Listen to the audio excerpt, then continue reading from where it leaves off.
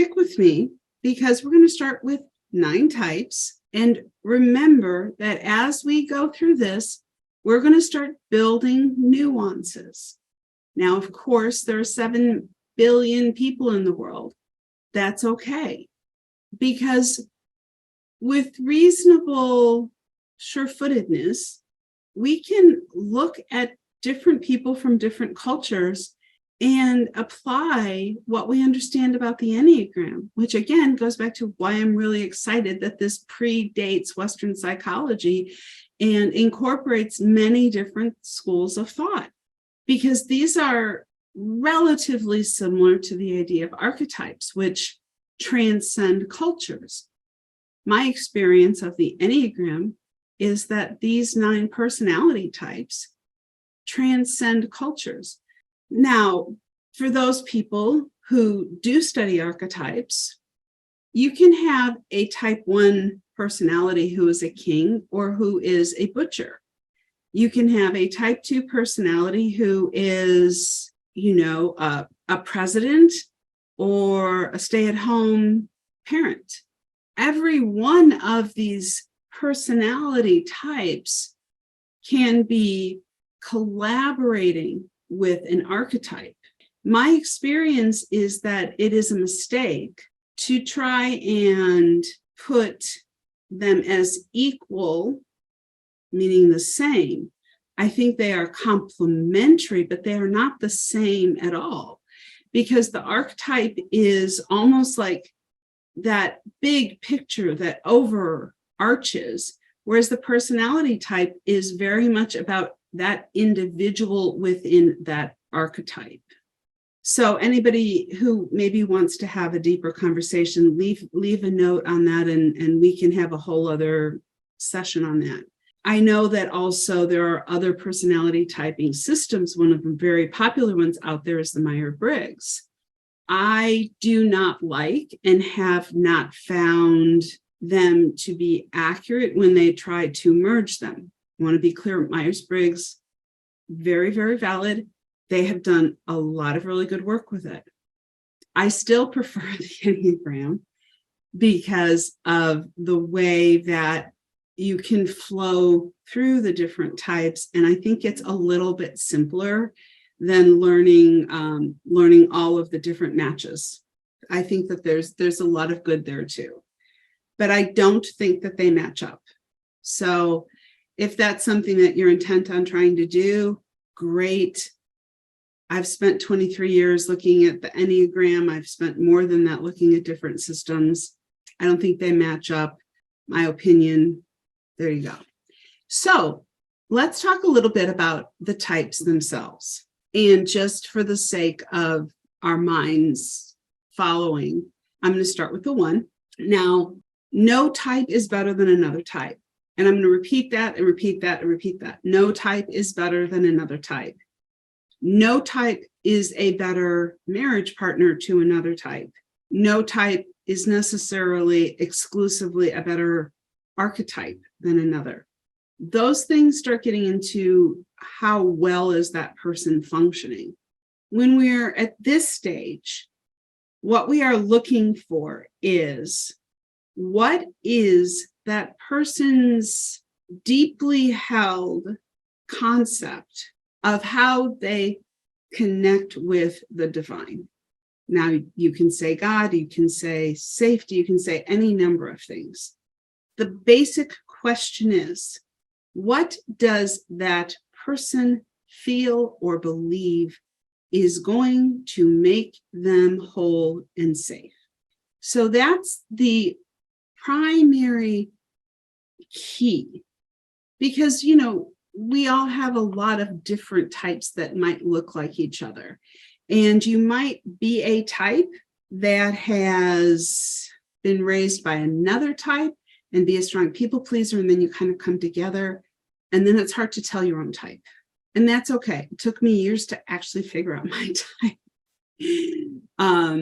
So just take your time with it.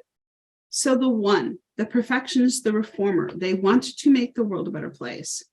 The perfectionist, their internal feeling is that if they get it just right, everyone and everything will be okay. If they get it perfect, they will be saved or whole.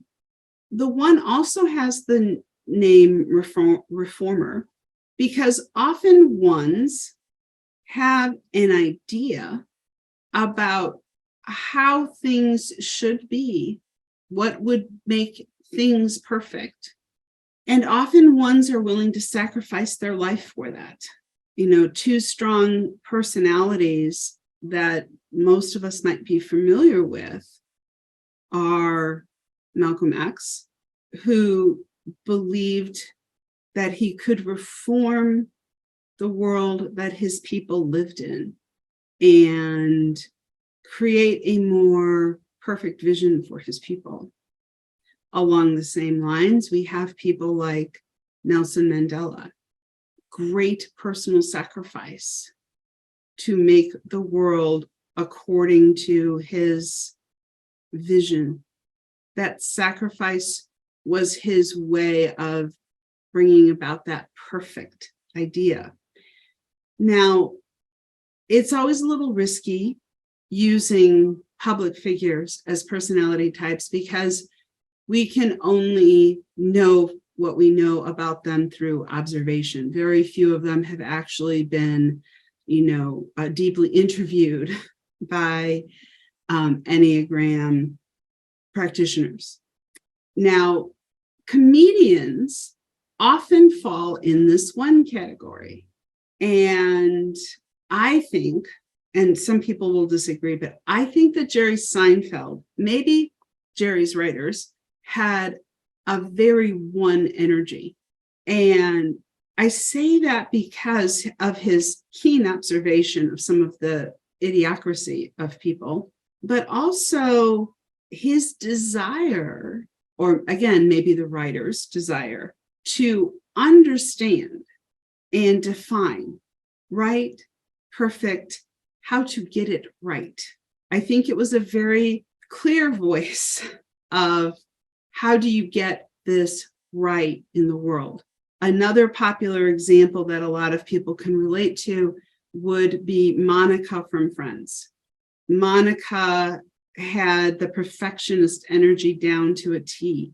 And if we look at all of these people, we can see the struggles of the 1, but we can also see the profound impact that a 1 can have and the standard that they help set.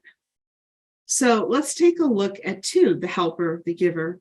One of the helper-giver personalities that comes up very easily is Princess Diana. And you can see that she very much wanted to create a better world. And the thing that she wanted for herself was connection. So just like the 1 wants things to be perfect, the 2 wants to connect, and they often find themselves connecting through helping. And 2s are often the amazing cheerleader. They're the ones who remembers everyone's birthday. They're the ones who kind of just know how to make everything work to make everyone happy because they want everyone connected. They want everybody to be cared for. 2s obviously face plenty of challenges in the world because it's a lot of burden to take on to help so many people so much.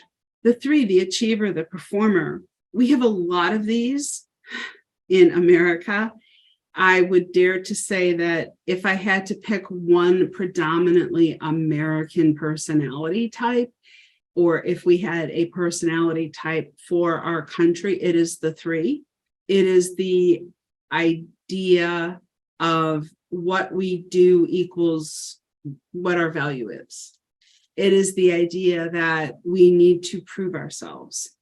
And so 3s, you often find them in sales and in leadership positions because they put themselves there because they want to be recognized and rewarded for what they achieve.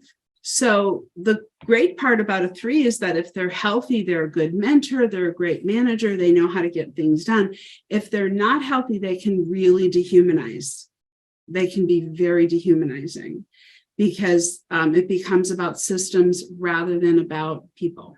If we take a look at the 4, this person is often called the individualist or the romantic. We find people like Prince here. And I use Prince because I think he's a fascinating person. He took so much deep emotion and turned it into creative expression. There's absolute genius there.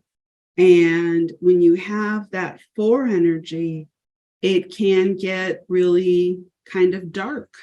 If you have that 4 energy, it can get stuck in those emotions that the 4 feels probably stronger than the rest of us, because that individualness, that uniqueness drives them to that deeper feeling. These people can also really challenge us. They can really challenge us not to live by the status quo. I think of all the types, 4s probably, in America at least, can struggle to find their place because they want to be heard. They're about feelings, they're about genuineness, they're about authenticity, and they really don't like doing something out of a place of conformity. And, conformity is something that is often asked of us, which we'll get into a whole other topic there. So if we look at the 5, we have people like Neil deGrasse Tyson, Madame Curie, Stephen Hawking. These are very often our scientists, and they are our investigators, our intellectuals. These are the people who, when they're functioning well, they want to make the world a more enlightened place. They are also the people who will often withdraw from the world because connecting with human beings on the mundane things that most people focus on can be very draining for these people. In this 4-5 category, you often find people like Oscar Wilde, John Lennon, some of our deep artistic thinkers. I'm going to bet that Tolstoy was in this group as well. These are people who feel and think about what they feel, and they often find the world discouraging at best. So they will focus into their art or their knowledge until they find a way to contribute or bring that into the world. The 6, the loyal skeptic, this type is often considered the most common type, or the type that has the largest percentage of the population. I personally do agree with that. The type 6 wants to make the world a more safe and secure place. They also need to know what to have faith in. These are people who often overthink and overanalyze and end up in rabbit holes trying to figure out where are they supposed to place their faith. And at the same time, these people work very, very hard to make sure that there's equality when they can. I think that if we were going to call one of the types the salt of the earth type, it would probably be the 6. So then we go to the 7, the epicure, the enthusiast. They want to make the world a more wonderful, wondrous place, more playful, more joyous. A 7 was the first person who ever talked to me about a charcuterie board.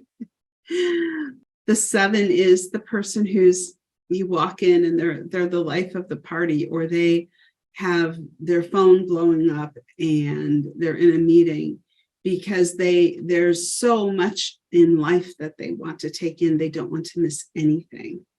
Of course, the downside of that is that while they're not missing anything, they're also not able to go as deeply as they'd like to on certain things. The 8 is the challenger, the powerful person. They want to make the world a more just place. So the 8 is focused often on justice, much like a 1. 1s and 8s have some overlaps in that they both want justice, and they both have a lot of physical power. The difference is that the 8 wants to know that they matter. They want to know that their presence makes a difference. And that is sometimes why they will move into spaces more powerfully, because they want to, prove their place, prove their worth, claim their place, and they will challenge authority. And it's important. It's important that we have people who are able to do that. And then we have the 9, the peacemaker. They want to make the world a more peaceful place. So if we take a look at what is the main thing that each one of these types need, the 9 needs peace, and they will appease the world to get peace. The 1 needs things to be right. They need it to be perfect, and they will sacrifice to get it right. The 2 needs connection, and they will sacrifice their well-being to have connection.